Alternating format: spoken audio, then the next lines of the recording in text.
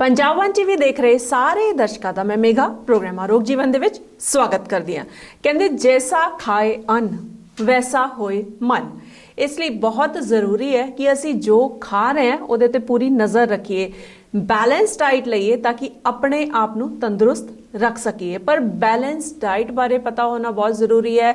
ਇਹ ਪਤਾ ਹੋਣਾ ਜ਼ਰੂਰੀ ਹੈ ਕਿ ਜੋ ਅਸੀਂ ਖਾ ਰਹੇ ਹਾਂ ਉਹਦਾ ਸਾਡੇ ਸਰੀਰ ਤੇ ਕੀ ਅਸਰ ਪੈਂਦਾ ਹੈ। ਤੇ ਇਹੀ ਜਾਣਕਾਰੀ ਲੈਣ ਲਈ ਅਸੀਂ ਆਪਣੇ ਸਟੂਡੀਓ ਦੇ ਵਿੱਚ ਖਾਸ ਤੌਰ ਤੇ ਸੱਦਾ ਦਿੱਤਾ ਹੈ ਡਾਈਟੀਸ਼ੀਅਨ ਨੇਹਾ ਅਰੋੜਾ ਨੂੰ। ਬਹੁਤ ਇਹਨਾਂ ਦਾ ਸਟੂਡੀਓ ਦੇ ਵਿੱਚ ਸਵਾਗਤ ਕਰਦੇ ਹਾਂ। ਸਾਰੇ ਦਰਸ਼ਕਾਂ ਨੂੰ ਮੇਰੇ ਵੱਲੋਂ ਨਮਸਕਾਰ। ਤੇ ਇਹ ਬਾਤਚੀਤ ਤੁਹਾਡੇ ਲਈ ਫਾਇਦੇਮੰਦ ਹੋਏ, ਮੈਂ ਇਹੀ ਆਸ਼ਾ ਕਰਨੀ ਆ। ਜੀ ਪ੍ਰੋਗਰਾਮ ਸ਼ੁਰੂ ਕਰਦੇ ਹਾਂ। ਨੇਹਾ ਜੀ, ਜਿਸ ਤਰ੍ਹਾਂ ਸਰਦੀਆਂ ਦਾ ਮੌਸਮ ਹੈ ਨਾ, ਸਰਦੀਆਂ ਦੇ ਮੌਸਮ ਦੀ ਗੱਲ ਕਰੀਏ ਤੇ ਇਹ ਦੇਖਣ ਦੇ ਵਿੱਚ ਆਇਆ ਹੈ ਕਿ ਬੜੀ ਕੋਸ਼ਿਸ਼ ਕੀਤੀ ਜਾਂਦੀ ਹੈ ਕਿ ਸਰਦੀਆਂ ਦੇ ਵਿੱਚ ਵਜ਼ਨ ਘਟਾਇਆ ਜਾਵੇ, ਹੈ ਨਾ। ਪਰ ਸਰਦੀਆਂ ਦੇ ਵਿੱਚ ਵਜ਼ਨ ਉਨੀ ਤੇਜ਼ੀ ਦੇ ਨਾਲ ਨਹੀਂ ਘਟਦਾ, ਇਹ ਕਹਿ ਲਓ ਘਟਦਾ ਹੀ ਨਹੀਂ ਜਿੰਨਾ ਅਸੀਂ ਗਰਮੀਆਂ ਦੇ ਵਿੱਚ ਕੋਸ਼ਿਸ਼ ਕਰਕੇ ਘਟਾ ਲੈਂਦੇ। ਇਹ ਕਿਉਂ ਹੁੰਦਾ ਹੈ ਤੇ ਕਿੱਦਾਂ ਵਜ਼ਨ ਘਟ ਸਕਦਾ ਸਰਦੀਆਂ ਦੇ ਵਿੱਚ? ਬਿਲਕੁਲ, ਮੈਂ ਇਸ ਚੀਜ਼ ਤੇ ਰੋਸ਼ਨੀ ਪਾਉਣਾ ਚਾਹੁੰਦੀ ਹਾਂ ਕਿ ਕਿੱਦਾਂ ਅਸੀਂ ਕਰ ਸਕਦੇ ਹਾਂ ਆਪਣਾ weight loss ਸਰਦੀਆਂ ਵਿੱਚ। ਇਹ ਸਭ ਕੁਝ ਤੁਹਾਡੇ ਨਾ ਦਿਮਾਗ ਦੀ ਸਾਡੀ ਸੋਚ ਹੈ, ਕਿਉਂਕਿ ਸਰਦੀਆਂ ਆਉਂਦੇ ਹੀ ਸਾਡੀ ਜਿਹੜੀ ਬੋਡੀ ਹੈ ਉਹ ਰਿਐਕਟ ਕਰਦੀ ਹੈ ਕਿ ਸਾਨੂੰ ਮਿੱਠੇ ਵੱਲ ਭੱਜਣਾ ਹੈ। ਕੁਝ ਸਾਡਾ ਦਿਮਾਗ ਹੁੰਦਾ ਹੈ ਕਿ ਅਸੀਂ ਬਹੁਤ ਜ਼ਿਆਦਾ ਕਵਰਡ ਰਹਿੰਦੇ ਹਾਂ ਤੇ ਅਸੀਂ ਆਪਣੇ ਫਲॉज ਨੂੰ ਨਹੀਂ ਦੇਖ ਪਾਉਂਦੇ। ਦੂਜੀ ਚੀਜ਼ ਇਹ ਹੋ ਗਈ। ਤੇ ਅਸੀਂ ਕੀ ਕਰ ਸਕਦੇ ਹਾਂ? ਅਸੀਂ ਇੱਕ ਤਾਂ ਸਰਦੀਆਂ ਵਿੱਚ ਬਹੁਤ ਤਰ੍ਹਾਂ ਦੀ ਸਬਜ਼ੀਆਂ ਅਵੇਲੇਬਲ ਹੁੰਦੀਆਂ। ਜੇ ਅਸੀਂ ਲੌਜੀਕਲੀ ਸੋਚੀਏ, ਸਰਦੀਆਂ ਵਿੱਚ ਉਸ ਗਰਮੀਆਂ ਤੋਂ ਜ਼ਿਆਦਾ ਸਬਜ਼ੀਆਂ ਅਵੇਲੇਬਲ ਹੁੰਦੀਆਂ। ਬਿਲਕੁਲ। ਤੇ ਉਹ ਫਾਇਦੇਮੰਦ ਵੀ ਬਹੁਤ ਹੁੰਦੀਆਂ, ਜਿੱਦਾਂ ਕਿ ਬੀਟਰੂਟ ਦੀ ਗੱਲ ਕਰੀਏ ਜਾਂ ਗਾਜਰ ਦੀ ਗੱਲ ਕਰੀਏ, ਇਹ ਬਹੁਤ ਜ਼ਿਆਦਾ ਫਾਇਦੇਮੰਦ ਸਬਜ਼ੀਆਂ। ਪਾਲਕ ਹੋ ਗਈ, ਹੈ ਨਾ। ਤੇ ਇਹ ਲੋ ਕੈਲਰੀ, ਇਹਨਾਂ ਵਿੱਚ ਕੈਲਰੀ ਬਹੁਤ ਘੱਟ ਹੁੰਦੀ ਹੈ। ਜੀ ਬਿਲਕੁਲ। ਜੇ ਅਸੀਂ ਇਸ ਟਾਈਮ ਤੇ weight lose ਕਰਨਾ ਚਾਹੀਏ, ਅਸੀਂ ਬਹੁਤ ਆਸਾਨੀ ਨਾਲ ਕਰ ਸਕਦੇ ਹਾਂ। ਸਿਰਫ ਸਾਡੇ ਦਿਮਾਗ ਨੂੰ ਟ੍ਰੇਨ ਕਰਨ ਦੀ ਲੋੜ ਹੈ। ਬਿਕੋਜ਼ ਜਿਹੜੀ ਸਾਡੀ ਬਾਡੀ ਹੈ ਉਹ ਕਵਰ ਹੋ ਜਾਂਦੀ, ਪਹਿਲੀ ਚੀਜ਼। ਦੂਜੀ ਚੀਜ਼ ਇਹ, ਸਾਡਾ ਜਿਹੜਾ ਮਾਈਂਡ ਸੈਟ ਹੈ, ਜਦ ਵੀ ਸਾਨੂੰ ਸਰਦੀ ਲੱਗਦੀ ਹੈ ਸਾਡਾ ਦਿਮਾਗ ਨਾ ਕੰਫਰਟ ਫੂਡ ਮੰਗਦਾ ਹੈ ਜਾਂ ਫਿਰ ਕੁਝ ਐਦਾਂ ਦਾ ਫੂਡ ਮੰਗਦਾ ਹੈ ਜਿਹਨੂੰ ਅਸੀਂ ਵੇਖੀਏ ਤਾਂ ਵੀ ਅੱਛਾ ਲੱਗੇ, ਜੇ ਖਾਈਏ ਤਾਂ ਵੀ ਸਾਨੂੰ ਅੱਛਾ ਲੱਗੇ। ਤੇ ਇਸ ਤਰ੍ਹਾਂ ਦੇ ਫੂਡਸ ਜਿਹੜੇ ਹੁੰਦੇ ਆ ਉਹ ਪ੍ਰੀ ਪ੍ਰੀਪੇਅਰਡ ਹੀ ਹੁੰਦੇ ਆ, ਜਿੱਦਾਂ ਕਿ ਜਾਂ ਫਿਰ ਹਾਈ ਸ਼ੂਗਰ ਕੰਟੈਂਟ ਵਾਲੇ ਹੁੰਦੇ ਆ, ਜਾਂ ਮਿਠਾਈ ਕਹਿ ਲਈਏ ਜਾਂ ਪਿੰਨੀਆਂ ਕਹਿ ਲਈਏ ਜਾਂ ਫਿਰ ਗਾਜਰ ਦਾ ਹਲਵਾ ਹੋ ਗਿਆ। ਐਦਾਂ ਦੀ ਚੀਜ਼ਾਂ ਖਾਣ ਨੂੰ ਸਾਡਾ ਮਨ ਕਰਦਾ। ਬਿਲਕੁਲ। ਪਰ ਜੇ ਅਸੀਂ ਸਰਦੀਆਂ ਵਿੱਚ ਵੀ ਬੈਲੈਂਸ ਡਾਈਟ ਲਈਏ, ਜੇ ਅਸੀਂ ਇਹਨਾਂ ਸਬਜ਼ੀਆਂ ਦਾ ਸਦਉਪਯੋਗ ਕਰੀਏ ਸੂਪ ਦੇ ਵਿੱਚ, ਜਾਂ ਫਿਰ ਖਾਲੀ ਸਬਜ਼ੀ ਬਣਾ ਕੇ, ਜਾਂ ਫਿਰ ਘਰ ਦੇ ਅਚਾਰ ਵੀ ਹੋ ਗਏ, ਜਿੱਦਾਂ ਦੇ ਗਾਜਰ ਦੇ, ਗੋਭੀ ਦੇ ਅਚਾਰ ਵੀ ਪੈਂਦੇ ਆ, ਤੇ ਉਸ ਤਰ੍ਹਾਂ ਨੂੰ ਅਸੀਂ ਜੇ ਇਹਨਾਂ ਸਬਜ਼ੀਆਂ ਦਾ ਉਪਯੋਗ ਕਰੀਏ ਆਪਣੀ ਡਾਈਟ ਵਿੱਚ, ਸਾਡਾ weight ਵੀ ਨਹੀਂ ਵਧੇਗਾ। ਤੇ ਹੈਲਦੀ ਮਿੱਠਾ ਖਾਈਏ। ਹੈਲਦੀ ਮਿੱਠਾ ਕੀ ਹੁੰਦਾ ਕਿ ਇੱਕ ਤਾਂ ਸਾਨੂੰ ਰੋਜ਼ ਨਹੀਂ ਖਾਣਾ ਚਾਹੀਦਾ, ਚਾਹੇ ਉਹ ਗੁੜ ਹੋਵੇ ਚਾਹੇ ਉਹ ਖੰਡ ਹੋਵੇ। ਕਾਫੀ ਲੋਕਾਂ ਨੂੰ ਮੈਂ ਸੁਣਿਆ, ਉਹ ਕਹਿੰਦੇ ਅਸੀਂ ਚੀਨੀ ਬਿਲਕੁਲ ਨਹੀਂ ਖਾਂਦੇ, ਪਰ ਅਸੀਂ ਗੁੜ ਰੋਜ਼ ਖਾਂਦੇ ਹਾਂ, ਸ਼ੱਕਰ ਖਾ ਲੈਂਦੇ ਹਾਂ। ਤੇ ਇਹ ਚੀਜ਼ ਵੀ ਰੋਜ਼ ਨਹੀਂ ਹੋਣੀ ਚਾਹੀਦੀ। ਰੋਜ਼ ਮਿੱਠੇ ਦਾ ਸੇਵਨ ਬਿਲਕੁਲ ਨਹੀਂ ਹੋਣਾ ਚਾਹੀਦਾ। ਲੋਕੀ ਮੇਰੇ ਕੋਲ ਆਉਂਦੇ ਆ, ਪੁੱਛਦੇ ਆ ਕਿ ਸਾਨੂੰ ਬਹੁਤ ਕ੍ਰੇਵਿੰਗਸ ਹੁੰਦੀਆਂ ਵਿੰਟਰ ਵਿੱਚ, ਤੇ ਮੇਰੇ ਕੋਲ ਇੱਦਾਂ ਦੇ ਡਾਈਟ ਪਲਾਨਸ ਅਵੇਲੇਬਲ ਹੈਗੇ ਹੈ ਜਿਹਦੇ ਵਿੱਚ ਅਸੀਂ ਤੁਹਾਡੀ ਸ਼ੂਗਰ ਕ੍ਰੇਵਿੰਗਸ ਕੱਟ ਕਰਨੇ ਆ। ਉਹ ਕਿਉਂ ਹੁੰਦੀ ਹੈ? ਬਿਕੋਜ਼ ਸਰਦੀਆਂ ਵਿੱਚ ਇੱਕ ਤਾਂ ਦਿਨ ਬਹੁਤ ਛੋਟੇ ਹੋ ਜਾਂਦੇ। ਠੀਕ ਹੈ, ਬਿਲਕੁਲ ਠੀਕ ਗੱਲ ਹੈ। ਅਸੀਂ ਆਪਣੀ ਡਾਈਟ ਕੱਟ ਨਹੀਂ ਕਰ ਰਹੇ ਹਾਂ, ਠੀਕ ਹੈ। ਪਹਿਲਾ ਰੀਜ਼ਨ ਮੈਂ ਤੁਹਾਨੂੰ ਬਹੁਤ ਚੰਗੀ ਤਰ੍ਹਾਂ ਐਕਸਪਲੇਨ ਕਰ ਰਹੀ ਹਾਂ ਕਿ ਅਸੀਂ ਕੀ ਕਰ ਰਹੇ ਹਾਂ, ਦਿਨ ਛੋਟੇ ਹੋ ਗਏ, ਡਾਈਟ ਅਸੀਂ ਕੱਟ ਨਹੀਂ ਕੀਤੀ, ਉਨੀ ਹੀ ਰੋਟੀਆਂ ਅਸੀਂ ਖਾਈ ਜਾ ਰਹੇ ਹਾਂ। ਤੇ ਜਿੰਨਾ ਮਿੱਠਾ ਸਾਡੇ ਪੇਟ ਵਿੱਚ ਇੱਕ ਬੈਕਟੀਰੀਆ ਹੁੰਦਾ ਹੈ, ਤੇ ਜਿੰਨਾ ਮਿੱਠਾ ਜਾਂ ਜਿੰਨਾ ਕਾਰਬੋਹਾਈਡਰੇਟ ਰਿਚ ਫੂਡ ਅਸੀਂ ਉਹਨੂੰ ਫੀਡ ਕਰਦੇ ਹਾਂ, ਉਹਨੂੰ ਖਿਲਾਉਂਦੇ ਹਾਂ, ਉਹ ਹੋਰ ਮੰਗਦਾ ਹੈ। ਤਾਂ ਹੀ ਸਾਡੀ ਕ੍ਰੇਵਿੰਗਸ ਵੱਧਦੀ ਹੈ। ਬਿਲਕੁਲ। ਜਿੰਨਾ ਤੁਸੀਂ ਉਸ ਬੈਕਟੀਰੀਆ ਨੂੰ ਕਲੀਨ ਖਾਣਾ ਦਿਓਗੇ, ਉਹ ਮੰਗੇਗਾ ਹੀ ਨਹੀਂ। ਉਹਦੀ ਪਸੰਦ ਦਾ ਖਾਣਾ ਉਹਨੂੰ ਫੀਡ ਹੀ ਨਹੀਂ ਕਰ ਰਹੇ ਅਸੀਂ, ਠੀਕ ਹੈ। ਤੇ ਤੁਹਾਡੀ ਕ੍ਰੇਵਿੰਗਸ ਵੀ ਨਹੀਂ ਵਧਣਗੀਆਂ। ਜੇ ਤੁਸੀਂ ਅੱਜ ਮਿੱਠਾ ਖਾਇਆ ਨਾ, ਕੱਲ ਤੁਹਾਡਾ ਫਿਰ ਮਨ ਕਰਨਾ ਹੈ। ਤੇ ਇਸ ਤਰ੍ਹਾਂ ਦੇ ਪ੍ਰੋਬਲਮਸ ਆਉਂਦੀਆਂ, ਮੈਂਟਲੀ ਵੀ ਹੁੰਦੀਆਂ ਤੇ ਫਿਜ਼ੀਕਲੀ ਵੀ ਹੁੰਦੀਆਂ ਇਸ ਤਰ੍ਹਾਂ ਦੀ ਪ੍ਰੋਬਲਮਸ। ਬਿਲਕੁਲ ਠੀਕ ਗੱਲ। ਤੇ ਉਹ ਡਾਈਟ ਨਾਲ ਰਿਜ਼ੋਲਵ ਹੋ ਜਾਂਦੀਆਂ ਅਸੀਂ ਆਪਣੇ ਕਲਾਇੰਟਸ ਨੂੰ ਕਲੀਅਰ ਟੀਜ਼ ਦਿੰਦੇ ਆ। ਕਲੀਅਰ ਟੀਜ਼ ਜਿੱਦਾਂ ਦਾਲਚੀਨੀ ਦੀ ਚਾਹ ਦਿੱਤੀ, ਜਾਂ ਫਿਰ ਮੈਂ ਆਪਣੇ ਕਲਾਇੰਟਸ ਨੂੰ ਕਹਿੰਦੀ ਆ ਤੁਸੀਂ ਜਿਹੜੀ ਤੁਹਾਡੀ ਨੋਰਮਲ ਦੁੱਧ ਵਾਲੀ ਚਾਹ ਹੈ, ਇੱਕ ਤਾਂ ਤੁਸੀਂ ਮਲਾਈ ਹਟਾ ਕੇ ਦੁੱਧ ਯੂਜ਼ ਕਰਨਾ ਹੈ, ਦੂਜੀ ਜਿਹੜੀ ਤੁਹਾਡੀ ਦੁੱਧ ਵਾਲੀ ਚਾਹ ਹੈ ਉਹਦੇ ਵਿੱਚ ਤੁਸੀਂ ਜ਼ਿਆਦਾ ਮਾਤਰਾ ਪਾਣੀ ਔਰ ਚਾਹ ਦੀ ਰੱਖਣੀ ਹੈ ਔਰ ਘੱਟ ਮਾਤਰਾ ਦੁੱਧ ਦੀ ਰੱਖਣੀ ਹੈ, ਤੇ ਵਿੱਚ ਕੋਈ ਹਰਬ ਪਾ ਲੈਣੀ ਹੈ ਜਾਂ ਕੋਈ ਮੈਡੀਸਿਨਲ ਹਰਬ ਜਿਹੜੀ ਸਾਡੇ ਮਸਾਲੇ ਹੁੰਦੇ ਆ ਕਿਚਨ ਵਿੱਚ, ਅਦਰਕ ਹੋ ਗਈ ਜਾਂ ਇਲਾਇਚੀ ਹੋ ਗਈ ਜਾਂ ਸੌਂਫ ਹੋ ਗਈ। ਜੇ ਤੁਸੀਂ ਇਸ ਤਰ੍ਹਾਂ ਦੀ ਚਾਹ ਪੀਂਦੇ ਹੋ ਤੁਹਾਡੇ ਮਿੱਠੇ ਦੀ ਕ੍ਰੇਵਿੰਗ ਆਟੋਮੈਟਿਕਲੀ ਧੀਰੇ ਧੀਰੇ ਘੱਟ ਹੋਣ ਲੱਗ ਜਾਂਦੀ ਹੈ ਜੀ। ਤੇ ਇਹ ਬਹੁਤ ਜ਼ਰੂਰੀ ਹੈ, ਲੋਕਾਂ ਨੂੰ ਇਸ ਚੀਜ਼ ਦੀ ਨੌਲੇਜ ਹੈ ਨਹੀਂ। ਤੇ ਜਿੰਨਾ ਤੁਸੀਂ ਘੱਟ ਦੁੱਧ ਘੱਟ ਜ਼ਿਆਦਾ ਅਨਾਜ ਜਿਹਨੂੰ ਗੇਹੂੰ ਅਸੀਂ ਬੋਲੀਦਾ, ਉਹ ਘੱਟ ਫੀਡ ਕਰੋਗੇ ਉਸ ਬੈਕਟੀਰੀਆ ਨੂੰ, ਤੇ ਮਿੱਠੇ ਦੀ ਕ੍ਰੇਵਿੰਗ ਆਟੋਮੈਟਿਕਲੀ ਘੱਟ ਹੋ ਜਾਏਗੀ ਬਾਡੀ ਵਿੱਚ। ਹਾਂਜੀ, ਤੇ ਤੁਸੀਂ ਮਿੱਠੇ ਦੀ ਕ੍ਰੇਵਿੰਗ ਬਾਰੇ ਦੱਸਿਆ। ਹੁਣ ਮੈਂ ਫਾਈਬਰ ਦੀ ਤੁਹਾਡੇ ਨਾਲ ਗੱਲ ਕਰਨਾ ਚਾਹੂੰਗੀ ਕਿ ਅਕਸਰ ਅਸੀਂ ਸੁਣਿਆ ਹੈ, ਪੜਿਆ ਹੈ, ਕਿਹਾ ਜਾਂਦਾ ਹੈ ਕਿ ਫਾਈਬਰ ਰਿਚ ਫੂਡ ਜਿਹੜਾ ਹੈ ਉਹ ਜ਼ਿਆਦਾ ਖਾਣਾ ਚਾਹੀਦਾ। ਇਹ ਕਿਉਂ ਕਿਹਾ ਜਾਂਦਾ ਹੈ ਤੇ ਕੀ ਫਾਇਦਾ ਹੈ ਸਾਡੀ ਬਾਡੀ ਨੂੰ ਫਾਈਬਰ ਦਾ, ਤੇ ਫਾਈਬਰ ਰਿਚ ਫੂਡ ਕਿਹੜੇ ਨੇ? ਫਾਈਬਰ ਦੇਖੋ ਜੀ, ਫਾਈਬਰ ਫਰੂਟਸ ਵਿੱਚ ਅਵੇਲੇਬਲ ਹੁੰਦਾ ਹੈ, ਫਾਈਬਰ ਸਲਾਦ ਵਿੱਚ ਅਵੇਲੇਬਲ ਹੁੰਦਾ ਹੈ। ਵੈਸੇ ਤਾਂ ਕਿਹਾ ਜਾਂਦਾ ਹੈ ਗੇਹੂੰ ਵਿੱਚ ਵੀ ਫਾਈਬਰ ਹੁੰਦਾ, ਬਟ ਅੱਜ ਕੱਲ੍ਹ ਦੇ ਜਿੱਦਾਂ ਦੇ ਆਟੇ ਪੈਕਡ ਆਟੇ ਆ ਰਹੇ ਹੈ ਉਹਦੇ ਵਿੱਚ ਅਸੀਂ ਚੋਕਰ ਨਹੀਂ ਦੇਖਦੇ। ਚੋਕਰ ਬਹੁਤ ਜ਼ਰੂਰੀ ਹੈ ਬਾਡੀ ਵਾਸਤੇ। ਤੇ ਫਾਈਬਰ ਦਾ ਰੋਲ ਇਹ ਹੈ ਕਿ ਜਿੰਨੇ ਵੀ ਪਦਾਰਥ ਤੁਹਾਡੀ ਬਾਡੀ ਨਾਲ ਚਿਪਕੇ ਹੁੰਦੇ ਹੈ, ਸਪੋਜ਼ ਅਸੀਂ ਕੁਝ ਮੈਦੇ ਵਾਲੀ ਚੀਜ਼ ਖਾਈ ਜਾਂ ਅਸੀਂ ਪ੍ਰੋਸੈਸ ਆਟਾ ਜਿੱਦਾਂ ਕਿ ਪੈਕਡ ਆਟੇ ਅਸੀਂ ਖਾਂਦੇ ਹਾਂ, ਉਹ ਸਾਡੀ ਬਾਡੀ ਵਿੱਚ 7 ਦਿਨਾਂ ਤੱਕ ਰਹਿੰਦੇ ਹੈ। ਉਹ ਐਲੀਮੀਨੇਟ ਨਹੀਂ ਹੁੰਦੇ ਆਟੋਮੈਟਿਕਲੀ। ਤੇ ਫਾਈਬਰ ਜਿਹੜੀ ਚੀਜ਼ ਹੈ, ਉਹ ਜਿਹੜਾ ਵੀ ਇਸ ਤਰ੍ਹਾਂ ਦਾ ਪਦਾਰਥ ਸਾਡੇ ਇੰਟੈਸਟਾਈਨ ਵਿੱਚ ਚਿਪਕਿਆ ਹੁੰਦਾ ਉਹਨੂੰ ਰਿਮੂਵ ਕਰਕੇ ਬਾਹਰ ਕੱਢਦਾ ਹੈ। ਤੇ ਜਿਹੜੇ ਵੀ ਪੇਸ਼ੈਂਟਸ ਆਉਂਦੇ ਜਿਨ੍ਹਾਂ ਨੂੰ ਸੀਵੀਅਰ ਕਨਸਟੀਪੇਸ਼ਨ ਹੁੰਦੀ ਹੈ, ਉਹਨਾਂ ਨੂੰ ਵੀ ਕਿਹਾ ਜਾਂਦਾ ਹਾਈ ਫਾਈਬਰ ਖਾਓ।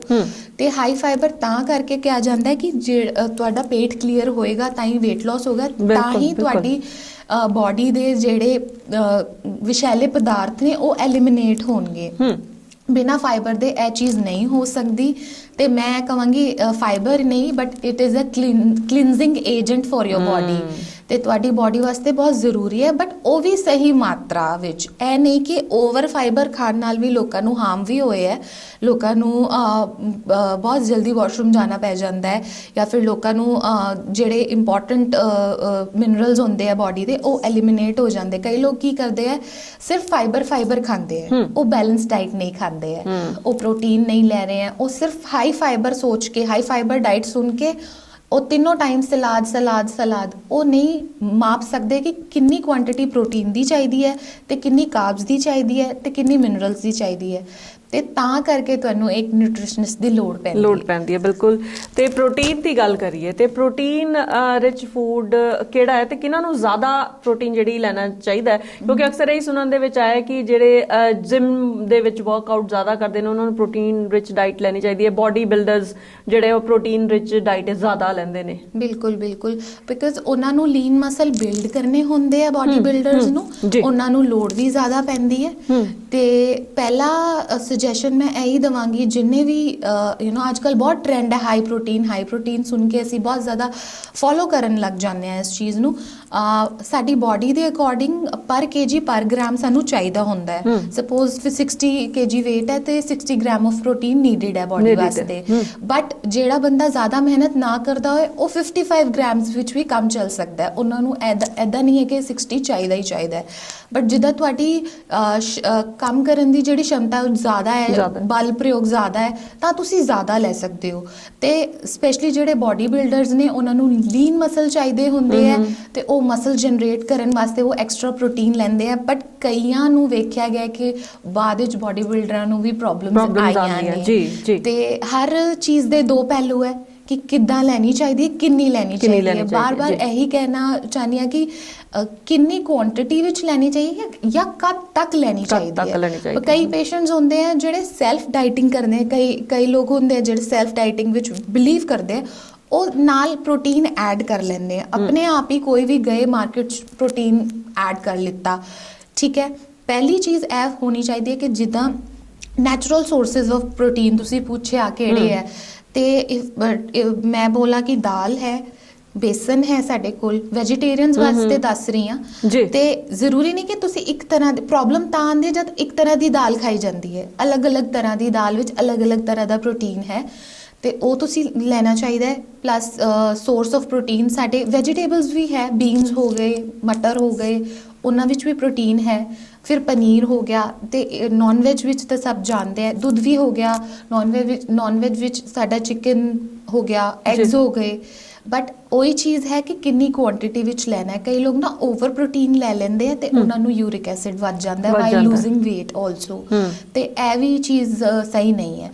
ਤੇ ਪ੍ਰੋਟੀਨ ਦਾ ਮੈਜ਼ਰਮੈਂਟ ਹੈ ਤਾਂ ਬਹੁਤ ਜ਼ਰੂਰੀ, ਕਿਉਂਕਿ ਸਾਡੇ ਜਿਹੜੇ ਵਾਲ ਹੈ ਜਾਂ ਜਿਹੜੇ ਸਾਡੇ ਨੇਲਸ ਹੈ ਉਹ ਪ੍ਰੋਟੀਨ ਨਾਲ ਹੀ ਬਣੇ ਹੋਏ ਹੈ ਜੀ। ਤੇ ਪ੍ਰੋਟੀਨ ਦਾ ਬਹੁਤ ਵੱਡਾ ਰੋਲ ਹੈ, ਪਰ ਕਿੰਨਾ ਚਾਹੀਦਾ ਹੈ ਬਾਡੀ ਵਾਸਤੇ, ਕਿੰਨਾ ਖਾਣਾ ਚਾਹੀਦਾ, ਇਹ ਇੱਕ ਕੁਆਲੀਫਾਈਡ ਬੰਦਾ ਹੀ ਤੁਹਾਨੂੰ ਦੱਸ ਸਕਦਾ ਹੈ। ਬਿਲਕੁਲ ਠੀਕ ਗੱਲ ਹੈ।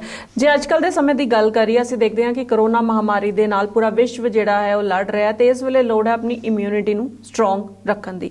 ਤੇ ਕਿਸ ਤਰ੍ਹਾਂ ਅਸੀਂ ਆਪਣੀ ਇਮਿਊਨਿਟੀ ਨੂੰ ਸਟਰੋਂਗ ਰੱਖ ਸਕਦੇ ਹਾਂ? ਆਪਣੀ ਡਾਈਟ ਦੇ ਵਿੱਚ ਕੀ ਬਦਲਾਵ ਕਰ ਸਕਦੇ ਹਾਂ, ਕੀ ਐਡ ਕਰ ਸਕਦੇ ਹਾਂ? ਡਾਈਟ ਬਾਰੇ ਜੇ ਮੈਂ ਦੱਸਾਂ ਤੇ ਸਭ ਤੋਂ ਈਜ਼ੀ ਅਵੇਲੇਬਲ ਚੀਜ਼ਾਂ ਬਾਰੇ ਪਹਿਲੇ ਮੈਂ ਦੱਸ ਦਿੰਦੀ ਹਾਂ। ਅਸੀਂ ਬਹੁਤ ਟ੍ਰੈਂਡ ਸੁਣਿਆ, ਕਾੜੇ ਬਹੁਤ ਹੈਗੇ ਹੈ ਨਾ, ਕਾੜਾ ਬਣਾ ਕੇ ਪੀ ਲਓ ਜਾਂ ਕਿਸ ਤਰ੍ਹਾਂ। ਬਟ ਅੱਜ ਕੱਲ ਤਾਂ ਪੈਕਡ ਕਾੜੇ ਵੀ ਆ ਗਏ ਮਾਰਕੀਟ ਵਿੱਚ, ਬਟ ਉਹ ਸੋਲਿਊਸ਼ਨ ਨਹੀਂ ਹੈ। ਬਿਕੋਜ਼ ਅਸੀਂ ਕੀ ਕਰਨੇ ਆ, ਅਸੀਂ ਕਾੜਾ ਪੀ ਕੇ ਅਸੀਂ ਸੋਚਦੇ ਹਾਂ ਇਮਿਊਨਿਟੀ ਸਟਰੋਂਗ ਹੋ ਜਾਣੀ ਹੈ, ਬਟ ਐਦਾਂ ਨਹੀਂ ਹੁੰਦਾ। ਬਿਕੋਜ਼ ਅਸੀਂ ਕੀ ਕਰਨੇ ਆ, ਅਸੀਂ ਪ੍ਰੋਸੈਸ ਫੂਡ ਘੱਟ ਨਹੀਂ ਕਰਨੇ ਆ। ਜਿਹੜਾ ਡੱਬਾ ਬੰਦ ਜਾਂ ਪੈਕਡ ਫੂਡ ਜਿਹੜਾ ਵੀ ਹੈ ਉਹ ਸਾਨੂੰ ਘੱਟ ਕਰਨਾ ਪੈਣਾ ਜਾਂ ਫਿਰ ਬਿਲਕੁਲ ਹੀ ਐਲੀਮੀਨੇਟ ਕਰਨਾ ਪੈਣਾ ਸਟਰੋਂਗ ਇਮਿਊਨਿਟੀ ਵਾਸਤੇ। ਹਰ ਕੋਈ ਇਸ ਚੀਜ਼ ਨੂੰ ਫੋਲੋ ਨਹੀਂ ਕਰ ਸਕਦਾ ਕਿ 1 ਘੰਟਾ ਐਕਸਰਸਾਈਜ਼ ਹੋਏ, ਬਿਕੋਜ਼ ਅੱਜ ਕੱਲ੍ਹ ਕੰਮ ਵੀ ਸਟਾਰਟ ਹੋ ਗਿਆ, ਬਟ ਕਰੋਨਾ ਵੀ ਨਾਲ ਨਾਲ ਡਰ ਤਾਂ ਬਣਿਆ ਹੈ। ਤੇ ਅਸੀਂ ਕੀ ਕਰ ਸਕਦੇ ਹਾਂ, ਆਪਣੀ ਡਾਈਟ ਨੂੰ ਪ੍ਰੋਪਰ ਬੈਲੈਂਸ ਕਰ ਸਕਦੇ ਹਾਂ। ਅਸੀਂ ਵਾਚ ਕਰ ਸਕਦੇ ਹਾਂ 1 ਸਰਵਿੰਗ ਸਲਾਦ ਦੀ ਤੇ 1 ਸਰਵਿੰਗ ਫਰੂਟਸ ਦੀ। ਇਹ ਬਹੁਤ ਇੰਪੋਰਟੈਂਟ ਹੈ। ਜ਼ਿਆਦਾ ਡੱਬੇ ਬੰਦ ਫੂਡ ਅਸੀਂ ਨਾ ਲਈਏ ਜਾਂ ਫਿਰ ਬਿਲਕੁਲ ਹੀ ਐਲੀਮੀਨੇਟ ਕਰ ਦਈਏ ਇਸ ਟਾਈਮ ਤੇ 2 ਟਾਈਮ ਕਾੜਾ ਵੀ ਜ਼ਰੂਰੀ ਹੈ। ਕਾੜੇ ਵਿੱਚ ਵੀ ਇੱਕ ਕੁਐਸਚਨ ਹੋਰ ਆ ਜਾਂਦਾ ਹੈ ਕਿ ਸੀਜ਼ਨਲ ਬਹੁਤ ਇੰਪੋਰਟੈਂਟ ਹੈ। ਬਿਕੋਜ਼ ਜਦ ਕਰੋਨਾ ਆਇਆ ਸੀ ਤੇ ਗਰਮੀਆਂ ਵਿੱਚ ਲੋਕਾਂ ਨੇ ਕਾੜੇ ਲਿੱਤੇ ਤੇ ਬਹੁਤ ਗਰਮ ਚੀਜ਼ਾਂ ਪੈਂਦੀਆਂ ਕਾੜੇ ਵਿੱਚ, ਤੇ ਉਸ ਤਰ੍ਹਾਂ ਬੈਲੈਂਸ ਨਹੀਂ ਹੋਇਆ। ਜਿਨ੍ਹਾਂ ਨੂੰ ਪ੍ਰੋਬਲਮ ਹੈ ਪਾਇਲਸ ਵਗੈਰਾ ਦੀ, ਉਹ ਐਗਜ਼ੈਜਰੇਟ, ਉਹ ਵੱਧ ਜਾਂਦੀ ਹੈ। ਤੇ ਡਿਪੈਂਡਿੰਗ ਔਨ ਸੀਜ਼ਨ ਕਾੜਾ ਵੀ ਉਸ ਤਰ੍ਹਾਂ ਦਾ ਹੋਣਾ ਚਾਹੀਦਾ ਹੈ ਜਾਂ ਫਿਰ ਬੈਲੈਂਸ ਹੋਣਾ ਚਾਹੀਦਾ ਹੈ ਕਿ ਜੇ ਤੁਸੀਂ 2 ਚੀਜ਼ਾਂ ਗਰਮ ਪਾਈਆਂ, ਇੱਕ ਚੀਜ਼ ਤੁਸੀਂ ਠੰਡੀ ਪਾਓ ਨਾਲ। ਤੇ ਇੱਕ ਸਿੰਪਲ ਜੀ ਰੈਸਿਪੀ ਹੈ ਕਿ ਜੇ ਤੁਸੀਂ ਅਗਰ ਦਾਲਚੀਨੀ ਪਾ ਰਹੇ ਹੋ ਜਾਂ ਫਿਰ ਨਾਲ ਤੁਲਸੀ ਪਾ ਲਓ, ਕਿਉਂਕਿ ਤੁਲਸੀ ਦੀ ਤਸੀਰ ਠੰਡੀ ਹੈ ਤੇ ਦਾਲਚੀਨੀ ਦੀ ਗਰਮ ਹੈ। ਇਸ ਤਰ੍ਹਾਂ ਹੀ ਤੁਸੀਂ ਅਦਰਕ ਪਾ ਰਹੇ ਹੋ, ਕਾਲੀ ਮਿਰਚ ਪਾ ਰਹੇ ਹੋ, ਨਾਲ ਥੋੜੀ ਜਿਹੀ ਸੌਂਫ ਪਾ ਲਓ ਤੇ ਸੌਂਫ ਦੀ ਤਸੀਰ ਠੰਡੀ ਹੈ, ਉਹ ਬੈਲੈਂਸ ਕਰ ਦੇਗੀ। ਤੇ ਇਸ ਚੀਜ਼ਾਂ ਦਾ ਧਿਆਨ ਬਹੁਤ ਜ਼ਰੂਰੀ ਹੈ, ਨਾ ਕਿ ਸਿਰਫ ਅਸੀਂ ਭੇਡ ਚਾਲ ਵਿੱਚ ਸੁਣ ਕੇ ਫੋਲੋ ਕਰ ਲਈਏ। ਸਾਨੂੰ ਇਹ ਚੀਜ਼ ਜਾਣਨੀ ਬਹੁਤ ਜ਼ਰੂਰੀ ਹੈ ਸਾਡੇ ਸਰੀਰ ਵਾਸਤੇ ਕਿਹੜੀ ਚੀਜ਼ ਪ੍ਰਾਇੋਰਟੀ ਦਿੰਦੀ ਹੈ ਜਾਂ ਕਿਹੜੀ ਚੀਜ਼ ਪ੍ਰਾਥਮਿਕ ਆਂਦੀ ਹੈ, ਉਹ ਚੀਜ਼ ਬਹੁਤ ਜ਼ਰੂਰੀ ਹੈ। ਤੇ ਸਰਦੀਆਂ ਦੀ ਜੇ ਗੱਲ ਕਰੀਏ, ਸਰਦੀਆਂ ਦੇ ਵਿੱਚ ਨੇਹਾ ਜੀ ਬਹੁਤ ਕੁਝ ਖਾਣ ਲਈ ਹੈ ਨਾ, ਮੱਕੀ ਦੀ ਰੋਟੀ ਹੈ, ਸਰੋਂ ਦਾ ਸਾਗ ਹੈ, ਪਿੰਨੀਆਂ ਹੈ, ਅਲਸੀ ਦੀਆਂ, ਤਿਲ ਦੀਆਂ, ਫਿਰ ਬਹੁਤ ਕੁਝ ਹੈ ਖਾਣ ਲਈ, ਗਜਰੇਲਾ ਹੈ। ਤੇ ਅਸੀਂ ਕੀ ਛੱਡੀਏ ਤੇ ਕੀ ਖਾਈਏ, ਇਹ ਤਾਂ ਬੜਾ ਔਖਾ ਜਿਹਾ ਹੋ ਗਿਆ। ਪਰ ਕੀ ਸਾਨੂੰ ਛੱਡਣਾ ਚਾਹੀਦਾ ਤੇ ਕੀ ਖਾਣਾ ਚਾਹੀਦਾ ਤਾਂ ਕਿ ਅਸੀਂ ਫਿੱਟ ਰਹੀਏ? ਦੇਖੋ ਜੀ, ਜਿੱਦਾਂ ਪਹਿਲਾਂ ਦੇ ਜਿਹੜੇ ਰੂਟੀਨ ਸੀ, ਪਹਿਲੇ ਸਰੀਰਕ ਸ਼ਰਮ ਬਹੁਤ ਸੀ ਕੰਮਕਾਜ ਵਿੱਚ, ਠੀਕ ਹੈ। ਤੇ ਇਸ ਤਰ੍ਹਾਂ ਦੇ ਖਾਣੇ ਸਾਡੇ ਜਿਹੜੇ ਵੱਡੇ ਹੈਗੇ ਉਹਨਾਂ ਨੇ ਇਜਾਦ ਕੀਤੇ ਤੇ ਸਾਨੂੰ ਵੀ ਇਸ ਤਰ੍ਹਾਂ ਸੇ ਵਿਰਾਸਤ ਵਿੱਚ ਦਿੱਤੇ ਹੈ, ਠੀਕ ਹੈ। ਤੇ ਅਸੀਂ ਖਾਣੇ ਵੀ ਹਾਂ, ਪਰ ਉਸ ਤਰ੍ਹਾਂ ਦੀ ਮਿਹਨਤ ਨਾ ਤਾਂ ਅੱਜ ਕੱਲ੍ਹ ਕੋਈ ਕਰਦਾ ਹੈ, ਨਾ ਸਾਡੇ ਸਰੀਰ ਨੂੰ ਉਸ ਤਰ੍ਹਾਂ ਦੀ ਆਦਤ ਹੈ। ਤਾਂ ਕਰਕੇ ਵੇਰੀਏਸ਼ਨਸ ਬਹੁਤ ਆ ਗਏ ਹੈ, ਸਾਡੇ ਡਾਈਟੀਸ਼ੀਅਨਸ ਕੋਲ ਵੀ ਬਹੁਤ ਵੇਰੀਏਸ਼ਨਸ ਹੈ। ਤੇ ਮੈਂ ਇਹ ਨਹੀਂ ਕਹਾਂਗੀ ਕਿ ਅਸੀਂ ਇਸ ਚੀਜ਼ ਤੋਂ ਦੂਰ ਹੋ ਜਾਈਏ, ਪਰ ਸੋਚ ਸਮਝ ਕੇ ਖਾਈਏ। ਕਿ ਇਹ ਨਹੀਂ ਕਿ ਪਿੰਨੀਆਂ ਖਾ ਰਹੇ ਹਾਂ ਤੇ ਖਾਈ ਹੀ ਜਾ ਰਹੇ ਹਾਂ, ਸਵੇਰੇ ਵੀ ਖਾਧੀ। ਮਿਡ ਮਾਰਨਿੰਗ ਵਿੱਚ ਤੁਸੀਂ ਲੈ ਸਕਦੇ ਹੋ, ਘੱਟ ਮਿੱਠੇ ਵਾਲੀ ਤੁਸੀਂ ਬਣਾ ਸਕਦੇ ਹੋ। ਘੱਟ ਘਿਓ ਯੂਜ਼ ਕਰਕੇ, ਜ਼ਰੂਰੀ ਨਹੀਂ ਕਿ ਕਿਲੋ ਆਟਾ ਤੇ ਕਿਲੋ ਘਿਓ ਪਾਣਾ ਹੀ ਪਾਣਾ, ਉਹ ਜ਼ਰੂਰੀ ਨਹੀਂ ਹੈ। ਘਿਓ ਘੱਟ ਕਰਕੇ ਡਰਾਈ ਫਰੂਟਸ, ਹੈਲਦੀ ਫੈਟਸ ਤੁਸੀਂ ਯੂਜ਼ ਕਰਿਓ। ਤੇ ਜ਼ਰੂਰੀ ਨਹੀਂ, ਜਿੱਦਾਂ ਹੈਲਦੀ ਫੈਟਸ ਬਾਰੇ ਗੱਲ ਕਰਦੇ ਹਾਂ, ਅਸੀਂ ਡਰਾਈ ਫਰੂਟਸ ਵੀ ਲੈ ਰਹੇ ਹਾਂ ਤੇ ਅਸੀਂ ਘਿਓ ਵੀ ਯੂਜ਼ ਕਰ ਰਹੇ ਹਾਂ, ਪਰ ਦੋਨੋਂ ਇਕੱਠੇ ਯੂਜ਼ ਕਰਕੇ ਓਵਰ ਕੰਜ਼ੰਪਸ਼ਨ, ਜ਼ਿਆਦਾ ਇਹਦਾ ਯੂਜ਼ ਕਰਕੇ ਸਾਨੂੰ ਨੁਕਸਾਨ ਹੀ ਹੋਣਾ ਹੈ। ਤੇ ਤਾਂ ਹੀ ਘਿਓ ਘੱਟ ਕਰਕੇ ਡਰਾਈ ਫਰੂਟਸ ਐਂਡ ਆਟਾ ਤੁਸੀਂ ਯੂਜ਼ ਕਰੋ, ਖੰਡ ਯੂਜ਼ ਕਰੋ ਸ਼ੂਗਰ ਦੀ ਬਜਾਏ, ਉਹ ਕਰ ਸਕਨੇ ਆ। ਤੇ ਹਰ ਚੀਜ਼ ਦਾ ਜਿਹੜਾ ਖਾਣ ਪਾਨ ਹੈ, ਚਾਹੇ ਉਹ ਤੁਸੀਂ ਕਿਹਾ ਕਿ ਹਲਵਾ ਹੋ ਗਿਆ ਜਾਂ ਪਿੰਨੀਆਂ ਜਾਂ ਅਲਸੀ ਦੀ ਪਿੰਨੀ ਦੀ ਗੱਲ ਕਰੀਏ, ਉਹਦੇ ਵਿੱਚ ਵੀ ਆਪਣਾ ਇੱਕ ਫੈਟ ਹੁੰਦਾ, ਉਹਨੂੰ ਹੈਲਦੀ ਫੈਟਸ ਕਿਹਾ ਜਾਂਦਾ ਹੈ। ਤੇ ਅਗਰ ਸਾਰੇ ਫੈਟ ਅਸੀਂ ਇਕੱਠੇ ਕੰਜ਼ਿਊਮ ਕਰ ਲਾਂਗੇ, ਮਿੱਠਾ ਵੀ ਇਕੱਠਾ ਕੰਜ਼ਿਊਮ ਕਰ ਲਾਂਗੇ, ਸਵੇਰੇ ਹਲਵਾ ਖਾ ਲਿੱਤਾ, ਦੁਪਹਿਰੀ ਪਿੰਨੀ ਲੈ ਲਿੱਤੀ ਜਾਂ ਸ਼ਾਮ ਦੀ ਚਾਹ ਨਾਲ ਪਿੰਨੀ ਲੈ ਲਿੱਤੀ, ਅਕਸਰ ਇਹ ਰੂਟੀਨ ਮੈਂ ਸੁਣਿਆ ਲੋਕਾਂ ਦਾ, ਤੇ ਉਹ ਹੈਲਦੀ ਬਿਲਕੁਲ ਵੀ ਨਹੀਂ ਹੈ। ਤੁਸੀਂ ਹਲਵਾ ਲੈਣਾ ਹੈ ਤੇ ਤੁਸੀਂ ਡੈਫੀਨੇਟਲੀ ਵੇਰੀਏਸ਼ਨਸ ਹੈ, ਬੀਇੰਗ ਅ ਨਿਊਟ੍ਰੀਸ਼ਨਿਸਟ ਸਾਡੇ ਕੋਲ ਬੜੇ ਸਾਰੇ ਵੇਰੀਏਸ਼ਨ ਹੈਗੇ, ਤੇ ਉਹ ਆਪਟ ਕਰ ਸਕਦੇ ਹੋ, ਜਾਂ ਫਿਰ ਤੁਸੀਂ ਘੱਟ ਮਿੱਠੇ ਵਿੱਚ ਜਾਂ ਘੱਟ ਘਿਓ ਵਿੱਚ ਬਣੀ ਹੋਈ ਪਿੰਨੀ ਜਾਂ ਹਲਵਾ ਤੁਸੀਂ ਕੰਜ਼ਿਊਮ ਕਰ ਸਕਦੇ। ਬਿਲਕੁਲ ਠੀਕ ਗੱਲ ਤੁਸੀਂ ਕੀਤੀ। ਤੇ ਬੱਚਿਆਂ ਦੀ ਇੱਥੇ ਮੈਂ ਗੱਲ ਕਰਨਾ ਚਾਹੂੰਗੀ ਕਿ ਜੇ ਬੱਚਿਆਂ ਨੂੰ ਕੋਈ ਪ੍ਰੋਬਲਮ ਹੈ ਤੇ ਉਹਨਾਂ ਨੂੰ ਵੀ ਅਸੀਂ ਡਾਈਟ ਪਲਾਨਸ ਦੇ ਸਕਦੇ ਹਾਂ। ਬਿਲਕੁਲ, ਲੋਕੀ ਡਰਦੇ ਐ ਇਸ ਗੱਲ ਤੋਂ ਕਿ ਬੱਚੇ ਨੂੰ ਕੀ ਡਾਈਟ ਕਰਾਣੀ, ਬਟ ਮੇਰੇ ਕੋਲ ਕਾਫੀ ਪੇਸ਼ੈਂਟਸ ਇੱਦਾਂ ਦੇ ਆਉਂਦੇ ਹੈ ਜਿਹੜੀ ਸਪੈਸ਼ਲੀ ਮੈਂ ਬਹੁਤ ਕੰਸਰਨ ਆ, ਜਿਹੜੀ ਮੇਰੇ ਕੋਲ ਕੁੜੀਆਂ ਦੀ ਪ੍ਰੋਬਲਮਸ ਆਉਂਦੀਆਂ, 14-15 ਸਾਲ ਦੀ ਕੁੜੀਆਂ ਹੁੰਦੀਆਂ ਤੇ ਉਹਨਾਂ ਨੂੰ ਹਾਰਮੋਨਲ ਇਸ਼ੂਜ਼ ਹੁੰਦੇ ਆ, ਤੇ ਬਚਪਨ ਤੋਂ ਹੀ ਉਹਨਾਂ ਨੂੰ 8th-9th ਕਲਾਸ ਤੋਂ ਫੈਟ ਆਣਾ ਬਾਡੀ ਤੇ ਸ਼ੁਰੂ ਹੋ ਜਾਂਦਾ ਹੈ। ਤੇ ਇਹਦੇ ਨਾਲ ਹੋਰ ਪ੍ਰੋਬਲਮਸ ਵੀ ਬਹੁਤ ਆਉਂਦੀਆਂ, ਜਿੱਦਾਂ ਕਿ ਉਹਨਾਂ ਦੇ ਵਾਲ ਜਿਹੜੇ ਹੈ ਉਹ ਚੜਨ ਲੱਗ ਜਾਂਦੇ ਹੈ, ਖੂਨ ਦੀ ਕਮੀ ਹੋ ਜਾਂਦੀ ਹੈ, ਤੇ ਫੇਸ ਤੇ ਦਾਣੇ ਹੋ ਜਾਂਦੇ ਹੈ। ਇਸ ਤਰ੍ਹਾਂ ਦੀ ਪ੍ਰੋਬਲਮਸ ਬਹੁਤ ਆ ਰਹੀ ਹੈ ਮੇਰੇ ਕੋਲ। ਤੇ ਚਾਈਲਡ ਵਾਸਤੇ ਡਾਈਟ ਪਲਾਨ ਬਣਾਉਣਾ ਕੋਈ ਵੱਡੀ ਗੱਲ ਨਹੀਂ ਹੈ। ਮੈਂ ਤਾਂ ਇਸ ਸਭ ਨੂੰ ਸੁਜੈਸਟ ਕਰਾਂਗੀ, ਜੇ ਤੁਹਾਡੇ ਬੱਚੇ ਨੂੰ ਲੋੜ ਹੈ ਤੇ ਜ਼ਰੂਰ ਇੱਕ ਨਿਊਟ੍ਰੀਸ਼ਨਿਸਟ ਦੀ ਜਾਂ ਡਾਈਟੀਸ਼ੀਅਨ ਦੀ ਸਲਾਹ ਲਓ, ਬਿਕੋਜ਼ ਬਹੁਤ ਜ਼ਰੂਰੀ ਹੈ। ਜੇ ਤੁਸੀਂ ਆਪਣੀ ਬੱਚਾ ਸਾਡੀ ਨੀਂਹ ਹੈ, ਬੱਚੇ ਨੂੰ ਇੱਕ ਸਹੀ ਰਾਹ ਦਿਖਾਉਣਾ ਬਹੁਤ ਜ਼ਰੂਰੀ ਹੈ। ਬੱਚਾ ਵੱਡਾ ਹੋ ਜਾਏ, ਕਾਲਜ ਜਾ ਕੇ ਐਮਬੈਰਸਮੈਂਟ ਫੇਸ ਕਰੇ, ਉਹ ਅੱਛੀ ਗੱਲ ਨਹੀਂ ਹੈ। ਤੇ ਟੀਨੇਜ ਵਿੱਚ ਡਰਿਓ ਨਾ, ਇੱਕ ਕੁਆਲੀਫਾਈਡ ਨਿਊਟ੍ਰੀਸ਼ਨਿਸਟ ਕੋਲ ਤੁਸੀਂ ਜਾ ਸਕਦੇ ਹੋ, ਡਾਈਟ ਪਲਾਨਸ ਬਣਵਾ ਸਕਦੇ ਹੋ। ਮੇਰੇ ਕੋਲ ਕਾਫੀ ਐਸੇ ਪੇਸ਼ੈਂਟਸ ਆਉਂਦੇ हैं, ਮੈਂ ਚਾਈਲਡ ਕਾਉਂਸਲਿੰਗ ਵੀ ਕਰਦੀ ਹਾਂ, ਤੇ ਬੱਚਿਆਂ ਦੇ ਰਿਜ਼ਲਟਸ ਵੀ ਬਹੁਤ ਅੱਛੇ ਆਏ ਹੈ। ਤੇ ਬਹੁਤ ਅੱਛੀ ਗੱਲ ਹੈ ਜੇ ਅਸੀਂ ਕਹਿੰਦੇ ਨਾ ਕਿ ਅਸੀਂ ਪ੍ਰੀਕਾਸ਼ਨ ਪਹਿਲਾਂ ਹੀ ਲੈ ਲਈਏ। ਪ੍ਰੋਬਲਮ ਵਧਣ ਤੋਂ ਜਦ ਬੱਚਾ ਵੱਡਾ ਹੋ ਜਾਂਦਾ, ਕਾਲਜ ਜਾਂਦਾ, ਜ਼ਿਆਦਾ ਪ੍ਰੋਬਲਮਸ ਵੱਧ ਜਾਂਦੀਆਂ। ਤੇ ਆਈ ਥਿੰਕ ਇਹ ਬਹੁਤ ਹੀ ਅੱਛੀ ਚੀਜ਼ ਹੈ ਕਿ ਜੇ ਤੁਹਾਡੇ ਬੱਚੇ ਨੂੰ ਲੋੜ ਹੈ, ਤੁਸੀਂ ਡੈਫੀਨੇਟਲੀ ਨਿਊਟ੍ਰੀਸ਼ਨਿਸਟ ਦੀ ਸਲਾਹ ਲਓ। ਇੱਦਾਂ ਦੀ ਕੋਈ ਵੀ ਜਿਹੜੀ ਡਾਈਟ ਪਲਾਨਸ ਇੱਦਾਂ ਦੀ ਜਿਹੜੀ ਵੀ ਮੈਂਸ਼ਨਸ ਹੁੰਦੀਆਂ ਵੈਬਸਾਈਟਸ 'ਤੇ, ਉਹ ਕਰਾਉਣ ਦੀ ਲੋੜ ਨਹੀਂ ਹੈ। ਸਹੀ ਸਲਾਹ ਬਾਰੇ ਬਹੁਤ ਜ਼ਰੂਰੀ ਹੈ ਕਿ ਬੱਚੇ ਨੂੰ ਲੈ ਕੇ ਜਾਓ। ਤੇ ਹੈਲਦੀ ਡਾਈਟ ਪਲਾਨਸ ਬਣਾਉਂਦੇ ਹਾਂ ਅਸੀਂ ਕਿਡਸ ਦੇ ਵੀ, ਛੋਟੇ ਬੱਚਿਆਂ ਦੇ ਵੀ ਮੇਰੇ ਕੋਲ ਆਉਂਦੇ ਆ ਕੇਸਿਸ। 3-4 ਸਾਲ ਦੇ ਕਈ ਬੱਚੇ ਬਹੁਤ ਜ਼ਿਆਦਾ ਫਸ ਕਰਦੇ ਆ, ਖਾਂਦੇ ਨਹੀਂ ਹੈ ਤੇ ਉਹ ਵੀ ਆਉਂਦੇ ਆ। ਤੇ ਅਸੀਂ ਪੂਰਾ ਹੈਲਦੀ ਵੇ ਨਾਲ ਜਿੰਨੀ ਕੈਲਰੀਜ਼ ਉਹਨਾਂ ਦੀ ਬੋਡੀ ਨੂੰ ਨੀਡ ਹੈ, ਉਹਦੇ ਹਿਸਾਬ ਨਾਲ ਅਸੀਂ ਡਾਈਟ ਪਲਾਨਸ ਬਣਾਉਂਦੇ ਹਾਂ। ਤੇ ਕਿਸੇ ਨੂੰ ਵੀ ਜੇ ਅਗਰ ਇਸ ਤਰ੍ਹਾਂ ਦੀ ਸਲਾਹ ਦੀ ਲੋੜ ਹੈ, ਉਹ ਮੈਨੂੰ ਫੇਸਬੁੱਕ ਤੇ ਵੀ ਸਰਚ ਕਰ ਸਕਦਾ। ਮੇਰਾ ਪੇਜ ਹੈ Diet Count by Neha Arora, ਤੇ ਵੈਬਸਾਈਟ ਹੈ Diet Count by Neha Arora, ਤੇ ਤੁਸੀਂ ਉਹਦੇ ਵਿੱਚ ਜਾ ਕੇ ਮੈਨੂੰ ਮੈਸੇਜ ਕਰ ਸਕਦੇ ਹੋ ਤੇ ਤੁਸੀਂ ਆਪਣੇ ਕਿਡਸ ਬਾਰੇ ਸਲਾਹ ਲੈ ਸਕਦੇ ਜੀ। ਤੇ ਮੇਥੀ ਦਾਣੇ ਦੀ ਜੇ ਇੱਥੇ ਗੱਲ ਕਰੀਏ ਹੈ ਨਾ, ਮੇਥੀ ਦਾਣੇ ਦਾ ਵੀ ਬੜਾ ਖਾਸ ਰੋਲ ਹੈ ਨਾ ਬੋਡੀ ਨੂੰ ਫਿਟ ਰੱਖਣ ਦੇ ਵਿੱਚ, ਇਹ ਤੁਹਾਡੇ ਤੋਂ ਜ਼ਰੂਰ ਜਾਣਾਂਗੇ ਅਸੀਂ। ਬਿਲਕੁਲ, ਜੇ ਮੈਂ ਮੇਥੀ ਦਾਣੇ ਦੀ ਗੱਲ ਕਰਾਂ ਤਾਂ ਮੇਰਾ ਵੀ ਬਹੁਤ ਫੇਵਰੇਟ ਹੈ, ਤੇ ਇਸ ਬਾਰੇ ਮੈਂ ਤੁਹਾਨੂੰ ਇਹਦੇ ਫਾਇਦੇ ਵੀ ਦੱਸਾਂਗੀ। ਤੇ ਬਹੁਤ ਮਿਰੈਕਲਸ ਚੀਜ਼ ਹੈ। ਤੇ ਪਹਿਲੀ ਚੀਜ਼ ਹੈ ਕਿ ਮੇਥੀ ਦਾਣਾ ਜਿਹੜਾ ਹੈ, ਅਸੀਂ ਸੁਣਿਆ ਕਿ ਕੌੜੀ ਹੁੰਦੀ ਹੈ, ਤੇ ਮੇਥੀ ਦਾਣਾ ਹੈਲਪ ਕਰਦਾ ਹੈ ਡਾਇਬਟੀਜ਼ ਪੇਸ਼ੈਂਟ ਵਾਸਤੇ। ਡਾਇਬਟੀਜ਼ ਜਿਹੜੇ ਪੇਸ਼ੈਂਟਸ ਹੈ, ਅਸੀਂ ਉਹਨਾਂ ਦੇ ਆਟੇ ਵਿੱਚ ਵੀ ਇਹਦਾ ਪਾਊਡਰ ਦਿੰਦੇ ਹਾਂ, ਐਡ ਕਰਵਾਉਂਦੇ ਹਾਂ। ਤੇ ਇਹਦੇ ਵਿੱਚ ਬਹੁਤ ਗੁਣਕਾਰੀ ਚੀਜ਼ਾਂ ਨੇ ਕਿ ਜਿਨ੍ਹਾਂ ਨੂੰ ਹੇਅਰ ਪ੍ਰੋਬਲਮ ਹੁੰਦੀ ਹੈ, ਹੇਅਰ ਲਾਸ ਹੁੰਦਾ ਹੈ, ਉਹਨਾਂ ਵਾਸਤੇ ਬਹੁਤ ਹੈਲਦੀ ਹੈ। ਬੋਡੀ ਨੂੰ ਡੀਟੌਕਸ ਕਰਦਾ ਹੈ, ਤੁਹਾਡੇ ਇਨਸੂਲਿਨ ਲੈਵਲ ਬੈਲੈਂਸ ਕਰਦਾ ਹੈ, ਤੁਹਾਡੇ ਹੇਅਰ ਗਰੋਥ ਵਧਾਉਂਦਾ ਹੈ।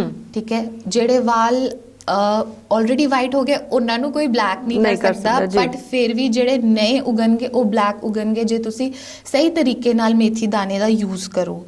ਤੇ ਕਈਆਂ ਨੂੰ ਪ੍ਰੋਬਲਮ ਆਉਂਦੀ ਹੈ, ਕਈਆਂ ਨੂੰ ਨਹੀਂ ਸੂਟ ਕਰਦਾ, ਬਟ ਬੇਸਿਕਲੀ ਪ੍ਰੋਬਲਮ ਤਾਂ ਆਉਂਦੀ ਹੈ ਜਦ ਤੁਹਾਡਾ ਵਾਟਰ ਇਨਟੇਕ ਪ੍ਰੋਪਰ ਨਹੀਂ ਹੁੰਦਾ ਮੇਥੀ ਦਾਣੇ ਪਾਣੀ ਨਾਲ। ਪਹਿਲੀ ਗੱਲ ਤਾਂ ਅਸੀਂ ਮੇਥੀ ਦਾਣੇ ਨੂੰ ਪੂਰੀ ਰਾਤ ਸੋਕ ਕਰਕੇ ਲੈਣਾ। ਕਈ ਲੋਕ ਚਾਹ ਬਣਾ ਕੇ ਪੀ ਲੈਂਦੇ ਆ, ਉਹ ਲੋਕਾਂ ਨੂੰ ਛਾਲੇ ਵਗੈਰਾ ਹੋ ਜਾਂਦੇ ਉਹਨਾਂ ਦੀ ਜੀਭ ਤੇ। ਬਟ ਜੇ ਤੁਸੀਂ ਇਹਦੀ ਗਰਮੀ ਨਿਕਾਲ ਲਓ, ਪੂਰੀ ਰਾਤ ਇਹਨੂੰ ਸੋਕ ਕਰਕੇ ਸਵੇਰੇ ਛਾਣ ਕੇ ਹਲਕਾ ਲੂਕ ਵਾਰਮ ਕਰਕੇ ਤੁਸੀਂ ਇਹਨੂੰ ਪੀਓ, ਇਹਦੇ ਬੈਨੀਫਿਟਸ ਬਹੁਤ ਹੈ। ਤੁਹਾਡੀ ਸਕਿਨ ਗਲੋ ਕਰਦੀ ਹੈ। ਕਾਫੀ ਪੇਸ਼ੈਂਟਸ ਹੈ ਜਿਹੜੇ ਆਉਂਦੇ ਉਹ ਕਹਿੰਦੇ ਕਿ ਸਕਿਨ ਬਾਰੇ ਵੀ ਦੱਸੋ ਮੈਮ, ਤੇ ਮੈਂ ਉਹਨਾਂ ਨੂੰ ਇਹੀ ਸਲਾਹ ਦੇਣੀ ਆ ਕਿ ਮੇਥੀ ਦਾਣਾ ਇਜ਼ ਵੈਰੀ ਇੰਪੋਰਟੈਂਟ, ਬਹੁਤ ਅੱਛਾ, ਉਹਦੇ ਵਿੱਚ ਮੈਗਨੀਸ਼ੀਅਮ ਹੈ, ਮਿਨਰਲਸ ਬਹੁਤ ਅੱਛੇ ਹੈ, ਤੇ ਉਹ ਬਹੁਤ ਅੱਛਾ ਤਰੀਕਾ ਹੈ ਲੈਣ ਦਾ। ਤੇ ਤੁਸੀਂ ਆਪਣੀ ਸਬਜ਼ੀ ਵੀ ਬਣਾ ਸਕਦੇ ਹੋ। ਜਿੱਦਾਂ ਤੁਸੀਂ ਮੇਥੀ ਦਾਣਾ ਸੋਕ ਕੀਤਾ, ਸਵੇਰੇ ਤੁਹਾਡੀ ਮੇਥੀ ਦਾਣਾ ਬਚ ਜਾਂਦਾ ਹੈ ਪਾਣੀ ਤੋਂ, ਉਹਨੂੰ ਛਾਣ ਕੇ ਤੁਸੀਂ ਪਿਆਜ਼ ਟਮਾਟਰ ਵਿੱਚ ਸੋੜ ਕੇ ਉਹ ਸਬਜ਼ੀ ਬਣਾ ਸਕਦੇ ਹੋ, ਜਿਹੜਾ ਡਾਇਬੈਟਿਕ ਪੇਸ਼ੈਂਟ ਵਾਸਤੇ ਬਹੁਤ ਬੈਨੀਫੀਸ਼ੀਅਲ ਜੀ। ਤੇ ਨੇਹਾ ਜੀ, ਲੈਮਨ ਗ੍ਰਾਸ ਟੀ ਬਾਰੇ ਵੀ ਅਸੀਂ ਕਾਫੀ ਸੁਣਿਆ ਹੈ ਕਿ ਇਹ ਵੀ ਚਾਹ ਹੁੰਦੀ ਹੈ, ਲੈਮਨ ਗ੍ਰਾਸ ਟੀ ਜਿਹਨੂੰ ਕਿਹਾ ਜਾਂਦਾ ਹੈ। ਇਹ ਕਿੱਦਾਂ ਤਿਆਰ ਹੁੰਦੀ ਹੈ ਲੈਮਨ ਗ੍ਰਾਸ ਟੀ, ਤੇ ਇਹਦਾ ਕੀ ਸਾਡੇ ਸਰੀਰ ਨੂੰ ਫਾਇਦਾ ਹੋ ਸਕਦਾ ਹੈ?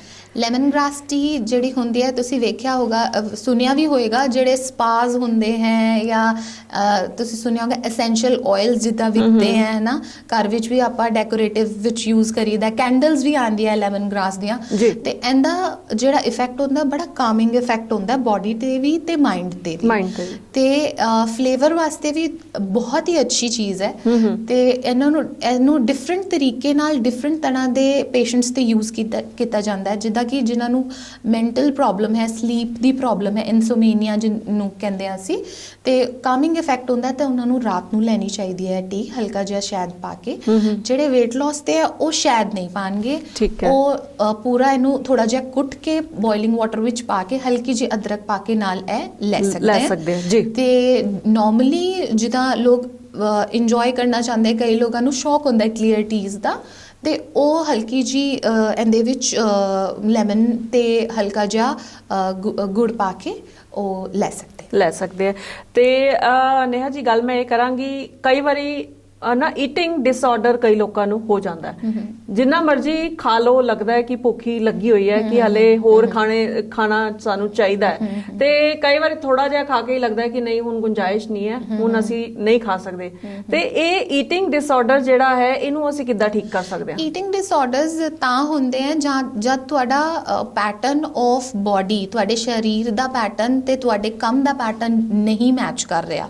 ਤੁਸੀਂ ਟਾਈਮਲੀ ਆਪਣੇ ਸਰੀਰ ਦੀ ਦੇਖਭਾਲ ਨਹੀਂ ਕਰ ਰਹੇ, ਟਾਈਮਲੀ ਉਹਨੂੰ ਫੀਡ ਨਹੀਂ ਦੇ ਰਹੇ, ਜਾਂ ਤਾਂ ਤੁਸੀਂ ਬਹੁਤ ਬਿਜ਼ੀ ਰਹਿੰਦੇ ਹੋ।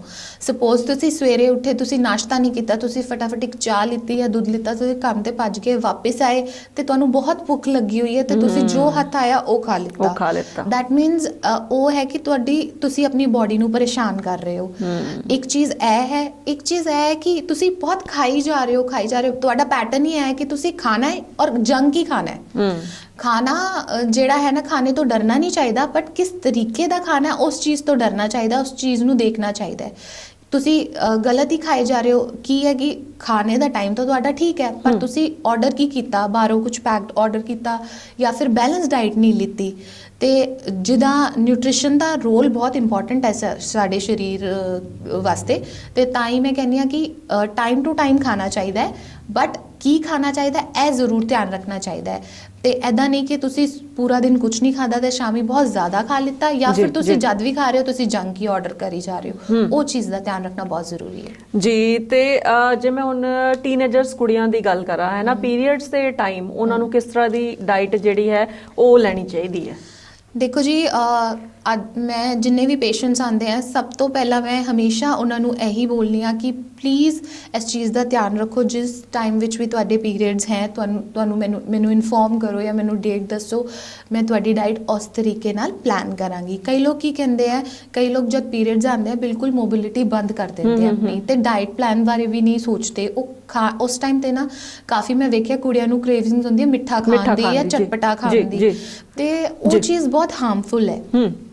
ਤਾਂ ਇਸ ਟਾਈਮ ਤੇ ਜਿਹੜੀ ਤੁਹਾਡੀ ਡਾਈਟ ਹੋਣੀ ਚਾਹੀਦੀ ਹੈ iron rich, magnesium rich, zinc rich ਹੋਣੀ ਚਾਹੀਦੀ ਹੈ। ਤੇ ਇਸ ਤਰ੍ਹਾਂ ਦਾ ਸਪੈਸ਼ਲ ਡਾਈਟ ਪਲਾਨਸ ਕ੍ਰੀਏਟ ਕਰਨੀ ਆ ਮੈਂ ਸਪੈਸੀਫਿਕਲੀ। ਕੋਈ ਵੀ ਯੂਜੂਅਲੀ ਮੈਂ ਜਿੰਨੇ ਵੀ ਪੇਸ਼ੈਂਟਸ ਆਉਂਦੇ ਆ, ਮੈਂ ਉਹਨਾਂ ਨੂੰ ਇਹੀ ਕਹਿੰਦੀ ਆ ਕਿ ਮੇਰੇ ਕੋਲ ਇਹ ਪਲਾਨ ਹੈ। ਤੇ ਕਈ ਲੋਕ ਸੋਚਦੇ ਆ ਕਿ ਪੀਰੀਅਡਸ ਵਿੱਚ weight loss ਨਹੀਂ ਹੋ ਸਕਦਾ ਇਸ ਟਾਈਮ ਤੇ, ਬਟ ਐਕਚੁਅਲੀ ਪੀਰੀਅਡ ਵਿੱਚ ਡਬਲ weight loss ਹੋ ਸਕਦਾ ਹੈ ਜੇ ਤੁਸੀਂ ਮੇਰੇ ਅਕੋਰਡਿੰਗ ਚਲੋ ਜਾਂ ਡਾਈਟ ਪਲਾਨ ਅਕੋਰਡਿੰਗ ਚਲੋ। ਮੈਂ ਜਿੱਦਾਂ ਦਾ ਦੱਸ ਰਹੀ ਹਾਂ ਉੱਦਾਂ ਦਾ ਖਾਓ। ਤੇ ਸਭ ਕੁੜੀਆਂ ਵਾਸਤੇ ਮੈਂ ਥੋੜਾ ਜਿਹਾ ਦੱਸ ਦੇਣੀ ਆ, ਬਹੁਤ ਇੰਪੋਰਟੈਂਟ ਹੈ। ਲੋਕੀ ਨਾ ਕੁੜੀਆਂ ਬਹੁਤ ਪੇਨ ਵਿੱਚ ਰਹਿੰਦੀਆਂ ਪੂਰਾ ਵੀਕ। ਬਿਲਕੁਲ ਬਿਲਕੁਲ। ਤੇ ਮਦਰਸ ਨੂੰ ਬਿਲਕੁਲ ਅਵੇਅਰਨੈਸ ਨਹੀਂ ਹੁੰਦੀ ਕਿ ਕੀ ਦੇਣਾ ਚਾਹੀਦਾ ਕੀ ਨਹੀਂ ਦੇਣਾ ਚਾਹੀਦਾ। ਤੇ ਇੱਕ ਤਾਂ ਪੇਨਸ ਵਾਸਤੇ ਤੁਸੀਂ ਅਜਵਾਇਨ ਟੀ ਆਪਣੀ ਕੁੜੀਆਂ ਨੂੰ ਦੇ ਸਕਦੇ ਹੋ, ਬੱਚਿਆਂ ਨੂੰ ਦੋ, ਠੀਕ ਹੈ। ਟਵਾਈਸ ਅ ਡੇ ਤੁਸੀਂ 2 ਵਾਰੀ ਦੋ। ਤੇ ਤੁਸੀਂ ਸਪਰਾਊਟਸ ਦੋ, ਤੁਸੀਂ ਵਾਈਟ ਚਨਾ ਦੋ ਬੱਚੇ ਨੂੰ, ਜ਼ਿੰਕ ਮੈਗਨੀਸ਼ੀਅਮ, ਤੇ ਤੁਸੀਂ ਬੀਟਰੂਟ ਜਾਂ ਪਾਲਕ ਦਾ ਸੂਪ ਜਾਂ ਫਿਰ ਸੈਲਡ ਦੋ ਬੱਚੇ ਨੂੰ ਜੀ ਇਸ ਟਾਈਮ ਤੇ ਸਪੈਸ਼ਲੀ। ਬਿਲਕੁਲ। ਤੇ ਤਾਂ ਕਿ ਤੁਹਾਡੇ ਬੱਚੇ ਨੂੰ ਖੂਨ ਦਾ ਜਿਹੜਾ ਵੀ ਲਾਸ ਹੈ ਉਹਦੇ ਕਰਕੇ ਪ੍ਰੋਬਲਮਸ ਨਾ ਫੇਸ ਕਰਨ। ਜੀ ਤੁਸੀਂ ਸਪਰਾਊਟਸ ਦੀ ਗੱਲ ਕੀਤੀ ਨੇਹਾ ਜੀ, ਤੇ ਸਪਰਾਊਟਸ ਜਿਹੜੇ ਹੈ ਉਹ ਕਿਸ ਤਰ੍ਹਾਂ ਸਾਨੂੰ ਲੈਣੇ ਚਾਹੀਦੇ? ਇਦਾਂ ਹੀ ਰॉ ਲੈਣੇ ਚਾਹੀਦੇ ਜਾਂ ਉਹਨਾਂ ਨੂੰ ਪਕਾ ਕੇ ਸਾਨੂੰ ਖਾਣਾ ਚਾਹੀਦਾ, ਤੇ ਕੀ ਬੈਨੀਫਿਟਸ ਉਹਦੇ ਹੋ ਸਕਦੇ ਆ ਜੇ ਮੈਂ ਸਾਰਿਆਂ ਲਈ ਗੱਲ ਕਰਾਂ ਸਪਰਾਊਟਸ ਦੀ? ਸਪਰਾਊਟਸ ਦੀ ਗੱਲ ਕਰਾਂ ਤੇ ਸਪਰਾਊਟਸ ਜਿਹੜੇ ਹੈ ਆਪਾਂ ਘਰ ਵਿੱਚ ਵੀ ਬਣਾਉਂਦੇ ਆ ਜਾਂ ਬਾਹਰੋਂ ਵੀ ਲੈ ਆਉਂਦੇ ਆ। But I wood say again ਮੈਂ ਦੁਬਾਰਾ ਇਹ ਕਹਾਂਗੀ ਕਿ ਘਰ ਵਿੱਚ ਬਣੇ ਹੋਏ ਸਪਰਾਊਟਸ ਬੈਨੀਫੀਸ਼ੀਅਲ ਹੈ। ਤੇ ਸਪਰਾਊਟਸ ਤੁਸੀਂ ਹਲਕੇ ਜਿਹੇ ਸਟੀਮ ਕਰਕੇ ਖਾ ਲਓ, ਬਿਕਾਜ਼ ਕਈਆਂ ਨੂੰ ਰੋਜ਼ ਸਪਰਾਊਟਸ ਜਿਹੜੇ ਹੈ ਉਹ ਪਚਦੇ ਨਹੀਂ ਹੈ, ਪੇਟ ਵਿੱਚ ਦਰਦ ਹੋ ਜਾਂਦੀ ਹੈ, ਕਈਆਂ ਨੂੰ ਬਲੋਟਿੰਗ ਹੋ ਜਾਂਦੀ ਹੈ, ਗੈਸ ਸ਼ੁਰੂ ਹੋ ਜਾਂਦੀ ਹੈ। ਤੇ ਹਲਕਾ ਜਿਹਾ ਸੌਟੇ ਕਰਕੇ, ਇਹ ਨਹੀਂ ਕਹਾਂਗੀ ਪਾਣੀ ਵਿੱਚ ਉਬਾਲੋਗੇ ਤੇ ਉਹਦੇ ਤੱਤਵ ਨਸ਼ਟ ਹੋ ਜਾਣਗੇ, ਤੇ ਹਲਕਾ ਜਿਹਾ ਉਹਨੂੰ ਸਟੀਮ ਕਰ ਲਓ। ਥੱਲੇ ਪਾਣੀ ਰੱਖੋ, ਉੱਤੇ ਛੰਨੀ ਰੱਖੋ, ਉਹਦੇ ਉੱਤੇ ਸਪਰਾਊਟਸ ਰੱਖੋ ਤੇ ਉਹਨੂੰ ਢੱਕ ਦਿਓ। ਐਂਡ ਇਸ ਪ੍ਰੋਸੈਸ ਨੂੰ ਕਿਹਾ ਜਾਂਦਾ ਸਟੀਮਿੰਗ। ਤੇ ਉਹ ਸਟੀਮ ਸਪਰਾਊਟਸ ਤੁਸੀਂ ਆਪਣੇ ਕਿਸੇ ਵੀ ਵੈਜੀਟੇਬਲ ਨਾਲ ਮਿਕਸ ਕਰਕੇ ਲੈ ਸਕਦੇ ਹੋ। ਇਹਦੇ ਚੀਲਾਸ ਵੀ ਬਣਦੇ ਆ ਤੇ ਇਹਦੀ ਇਡਲੀਜ਼ ਵੀ ਬਣਦੀ ਹੈ, ਤੇ ਥੋੜੀ ਜਿਹੀ ਵੇਰੀਏਸ਼ਨ ਵੀ ਆ ਜਾਂਦੀ ਹੈ ਖਾਣੇ ਵਿੱਚ, ਤੇ ਬੈਨੀਫਿਟਸ ਵੀ ਉਨੇ ਹੀ ਮਿਲਦੇ ਆ। ਜੀ ਬਿਲਕੁਲ ਠੀਕ ਗੱਲ ਤੁਸੀਂ ਕੀਤੀ। ਤੇ ਨੇਹਾ ਜੀ, ਜਿਸ ਤਰ੍ਹਾਂ ਆਪਾਂ ਪਹਿਲੇ ਵੀ ਗੱਲ ਕੀਤੀ ਸੀ ਕਿ ਕਰੋਨਾ ਮਹਾਮਾਰੀ ਜਿਹੜੀ ਉਹ ਫੈਲੀ ਹੋਈ ਹੈ, ਅਸੀਂ ਆਪਣੀ ਇਮਿਊਨਿਟੀ ਨੂੰ ਕਿੱਦਾਂ ਸਟਰੋਂਗ ਰੱਖ ਸਕਦੇ ਹਾਂ, ਤੁਸੀਂ ਸਾਨੂੰ ਦੱਸਿਆ ਸੀਗਾ। ਤੇ ਨਾਲ ਹੀ ਇਹ ਗੱਲ ਜੇ ਕਰੀਏ ਕਿ ਜੇ ਕਿਸੇ ਨੂੰ ਕਰੋਨਾ ਹੋ ਜਾਂਦਾ ਤੇ ਉਸ ਵੇਲੇ ਉਹਨੂੰ ਕਿੱਦਾਂ ਦੀ ਡਾਈਟ ਲੈਣੀ ਚਾਹੀਦੀ ਹੈ ਤਾਂ ਕਿ ਉਹ ਬਹੁਤ ਜਲਦੀ ਰਿਕਵਰ ਕਰ ਜਾਵੇ? ਉਸ ਵੇਲੇ ਮੈਂ ਪਹਿਲੀ ਗੱਲ ਇਹ ਕਹਾਂਗੀ, ਜਿਹੜੀ ਵੀ ਗਾਈਡਲਾਈਨਸ ਦਿੱਤੀਆਂ ਗਈਆਂ ਡਾਈਟ ਬਾਰੇ ਹਰ ਜਗ੍ਹਾ ਮੈਂਸ਼ਨ ਹੈਗੀਆਂ, ਉਹਨਾਂ ਨੂੰ ਪਲੀਜ਼ ਫੋਲੋ ਕਰਿਓ।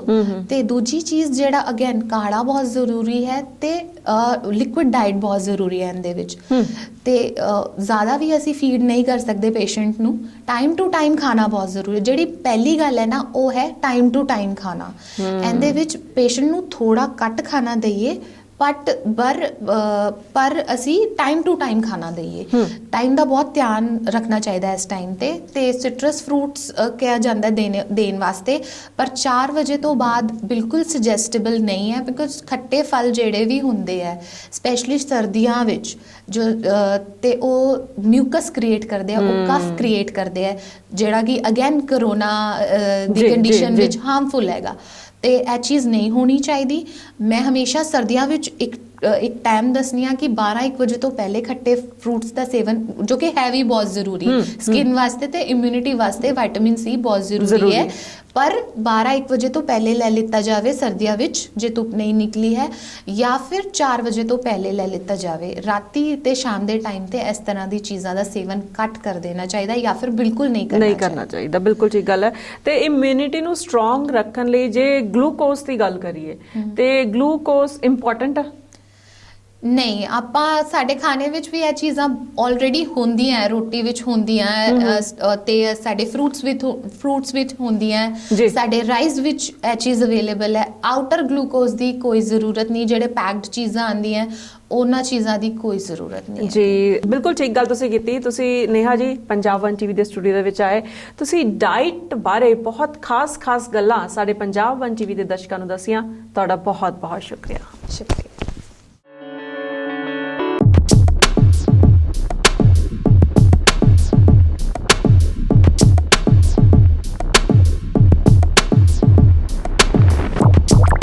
For more updates, download Punjab 1 TV app free on Roku, Tikri TV, Google Play Store, iOS. Like, follow and share our Facebook page. YouTube channel भी subscribe कर सकते हो।